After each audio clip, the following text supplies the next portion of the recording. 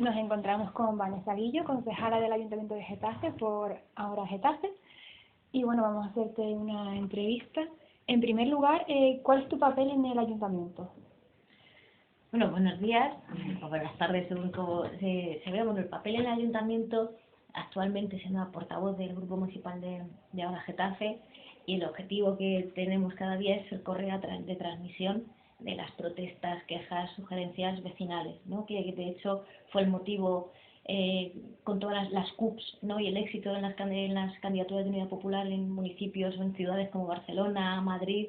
Yo creo que el objetivo era como abrir una grieta en la institución, ¿no? Para que entrase la voz del pueblo y hacer correa de transmisión. Y ahí estamos peleando mucho con la burocracia que supone la institución, sin olvidar los pies en la calle, el seguir un pie en la institución, pero seguir teniendo 1000 en la calle. Podría resumir la labor, y en este caso de Ahora Getafe, pues estando en la oposición, llevando propuestas y sobre todo controlando y fiscalizando para que el gobierno actual pues no vuelva a repetir viejas prácticas o malas prácticas que la gente ya está cansada. Entonces ustedes están en la oposición, no están apoyando el Ayuntamiento. El apoyo fue un apoyo puntual para el acuerdo de investidura, para apoyar a Sara Hernández a que fuese la alcaldesa, lo cual se hizo una consulta ciudadana, para lo cual se hizo una consulta ciudadana a través de internet, que participaron 800 y pico personas, las cuales vinieron a decir y pusieron por encima el hecho de apoyar al Partido Socialista para que no gobernase el Partido Popular, y así hicimos. O sea, a nivel personal, cada una de nosotras podemos tener una opinión sobre el apoyar o no la investidura, pero fue un mandato, ¿no? de la consulta ciudadana, pero fue solamente puntual, y no estamos en el gobierno y actuamos como oposición. Vale, ¿nos podrías hacer un breve recorrido sobre tu carrera política? Pues yo empecé militando en Jóvenes de Izquierda Unida, que de hecho estuve unos meses que me acerqué y sin afiliarme y sin nada, pues empecé a participar para ver si me gustaba lo que veía.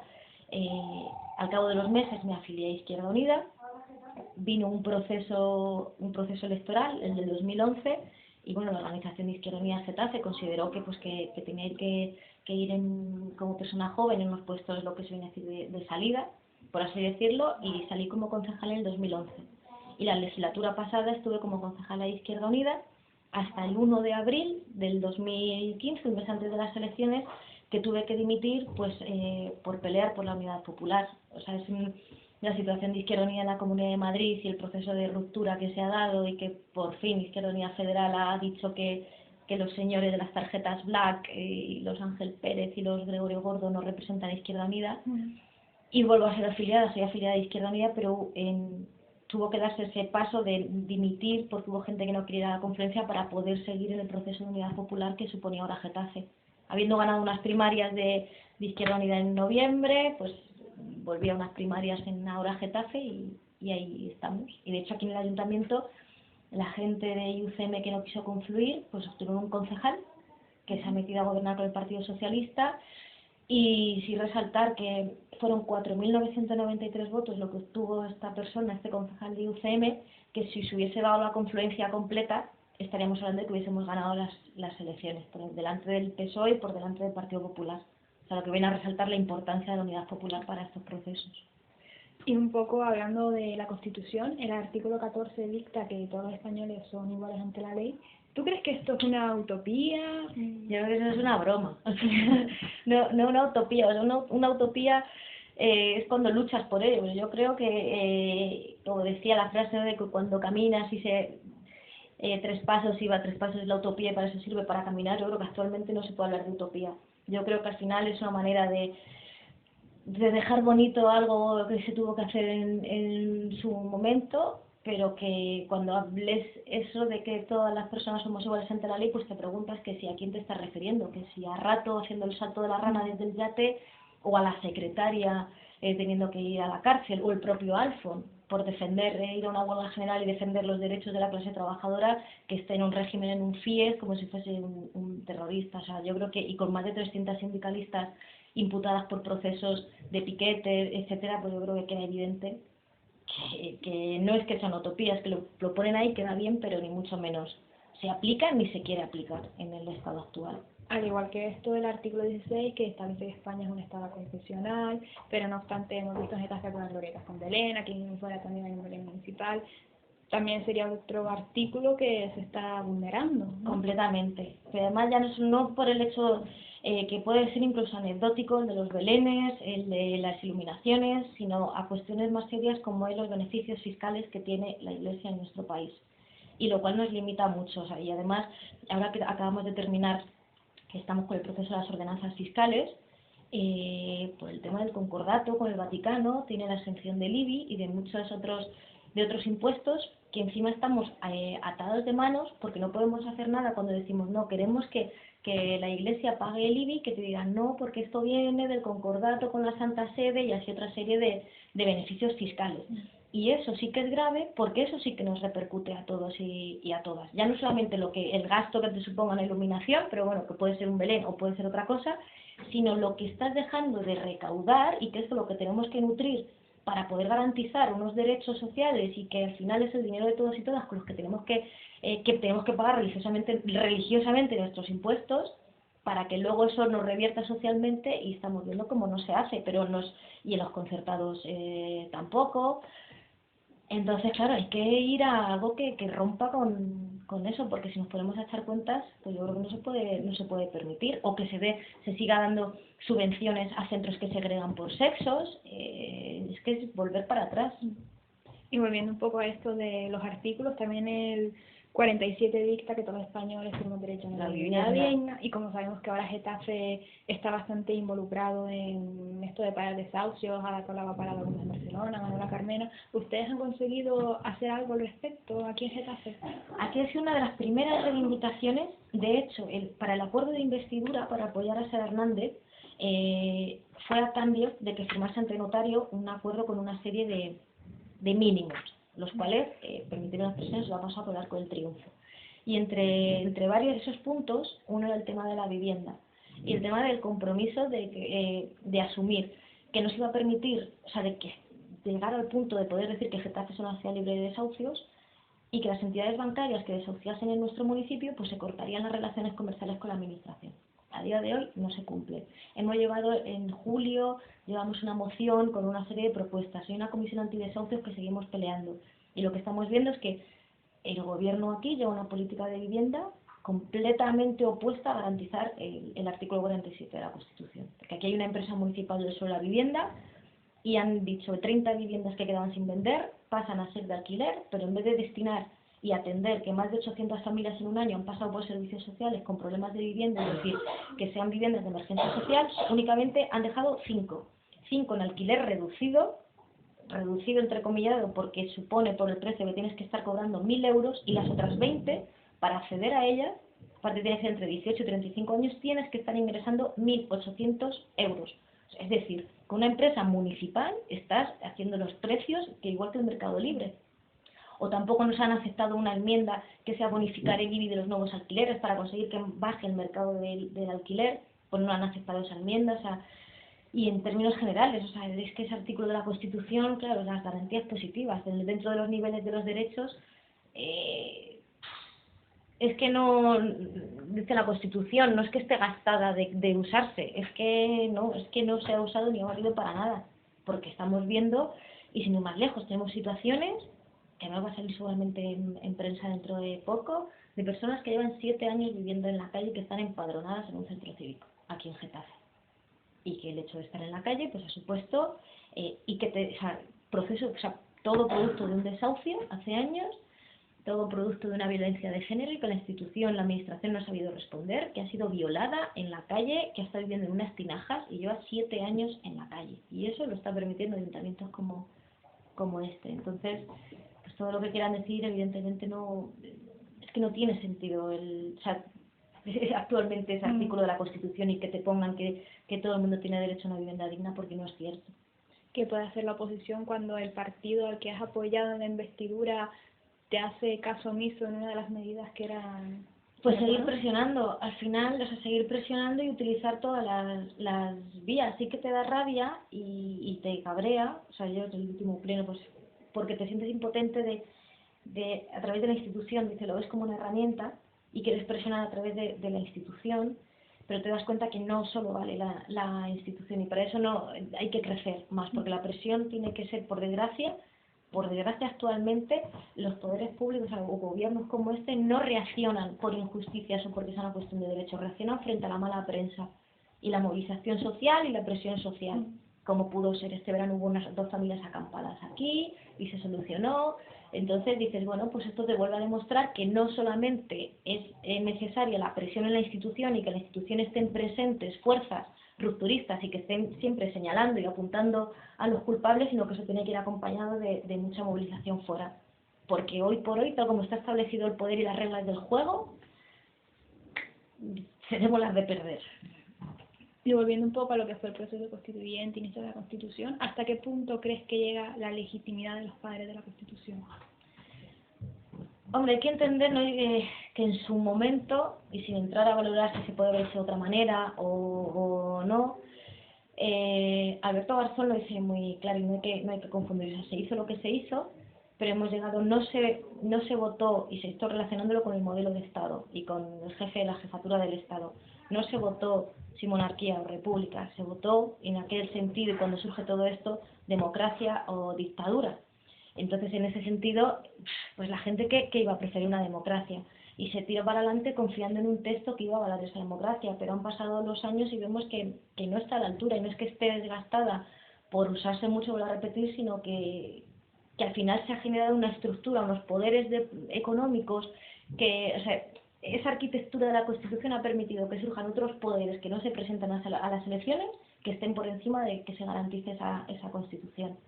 Y ahora nos encontramos que hay gente de, no, hay que hacer alguna reforma. Y yo pienso, y estas reformas parece que lo que quieren es poner un poquito de pintura para poner el cartel de, por favor, no tocar recién pintado, y que sigamos con lo mismo. Cuando dices, es que no responde. Estamos viendo que está todo saturado el tema de la pobreza energética, el tema cuando habla de que las empresas públicas y que tiene que revertir las plusvalías en la vivienda, que tiene que revertir en la comunidad. Dice, pero si esto todo ha servido para proteger la especulación y el mangoneo y ¿sabes? Es que es como un texto un poco irónico. Y yo creo que hay que ser serios y decir que el hecho de decir que hay que cambiarla, mucha gente se cabrea de no tenéis ni idea, a nosotros nos costó mucho, venimos de la dictadura. Es como de que no es criticar todo lo que se hizo, pero es mirar alrededor, parar un momento y ver que hay que hacer una nueva Constitución. O sea, directamente fuera de reformas, nueva Constitución, Totalmente, porque hacer una reforma es lo que y es preocupante que de cara a unas elecciones generales, que al final haya las opciones políticas que están saliendo en los medios de comunicación, al final, en ese sentido, se limiten a lo mismo, de sí, es cierto, hay que reformarlo. ¿Reformar el qué? O sea, si lo que se ha visto, reformar significa que vas a seguir manteniendo esas estructuras de poder que no rompieron con el franquismo, los poderes económicos. Hay documentales muy interesantes que ya están hechos en el 80, que ya venía a demostrar que seguía todo atado y bien atado, y no solamente por la jefatura del Estado, la herencia de donde viene, y que en su promesa prometía los valores del Estado nacional y los evangelios y todo, que dices, madre mía, sino que la democracia entró hasta ciertos puntos, y sobre todo relacionados con los cuerpos y fuerzas de seguridad del Estado, ponerse a tirar de apellidos y de historias, y viene y no se ha roto ese hilo. Entonces, el plantear o pensar que simplemente reformas valen para garantizar los derechos básicos no tiene ningún sentido. Es como para justificar que sigamos manteniendo lo mismo. Y hay que ir a romper en esas estructuras y garantizar la soberanía popular, el poder decidir nuestro modelo de Estado, el blindar los derechos sociales, que no queden a merced o sea una cuestión de garantías positivas, que bueno, si se puede, sí, si no, no. Y eso es una cuestión de prioridades, y las prioridades es una cuestión de voluntad política. Entonces, bueno, tal vez en el proceso constituyente de una nueva Constitución pueda participar alguna mujer, porque en la del 78 no participó ninguna. ¿A qué crees que se debió esto? Por ejemplo, y si se da, tendremos que seguir peleando por las medidas de discriminación positiva, las acciones de discriminación positivas. Por desgracia, están ahí. Si están ahí es porque todavía queda mucho recorrido y queda mucho terreno por avanzar. Y el tema de la vida pública y la ocupación del espacio público y la toma de decisiones es importante. O sea, yo creo que el tema de la igualdad es una asignatura, sigue siendo una asignatura pendiente, y que como mujeres tenemos que estar alertas, porque ya no es y como mujer y como experiencia, y poner el énfasis no solamente en el número de mujeres que ocupamos el espacio público, que estamos en los espacios de toma de decisión, o sea, yéndote tanto las administraciones públicas como los consejos de administración de las empresas del IBEX 35, sino que hay que hablar del techo de cristal, hay que hablar de cómo nos obligan a las mujeres a ocupar ese espacio público, que al final, sin darte cuenta, tienes que asumir unos roles masculinizados a los que yo, por ejemplo, me niego, porque si no parece que te siguen tratando como si fueses una menor permanente, o te infantilizan y dices, ya parece que las personas que me están escuchando, por el hecho de ser mujer y joven, no van a tener tan en cuenta la opinión que yo pueda tener, o sea, no te legitiman. Entonces pero yo confío que es avanzado, pero que hay que seguir trabajando en ello muchísimo, y que hay que hablar, y el principal punto de vista es que cuando se haga ese proceso constituyente hay que poner el feminismo por encima de todo y por delante de todo, o sea, hablar en términos feministas. Pero si luego encuentras fuerzas que entiende que decir que eres feminista lo entiende como si fuese embrista, decir, no, eso es como el machismo, pero al revés, dices, nos queda mucho trabajo por delante.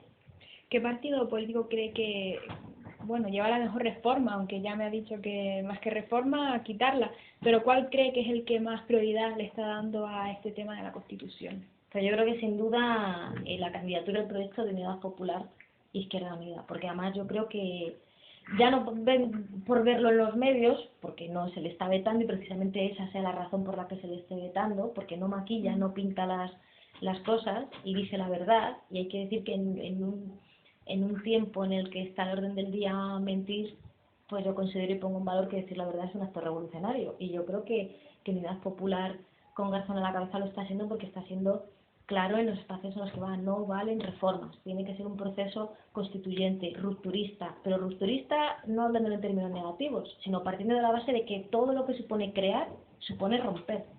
Y si quieres crear hay que romper, y cuando estás diciendo que hay que construir un nuevo país, tienes que romper con algo, no vale maquillarlo, hacerle un poquito de chapa y pintura. Y yo creo que de las candidaturas que se están presentando y por los mensajes y los discursos, el único que está siendo claro en esos términos y que habla de expropiar, de nacionalizar sectores estratégicos para garantizar esos derechos sociales blindados, solamente lo está haciendo Unidad Popular. El tema de la Constitución, digamos que está más de actualidad por el tema Cataluña. ¿Qué lectura hace usted de las últimas elecciones que ha habido?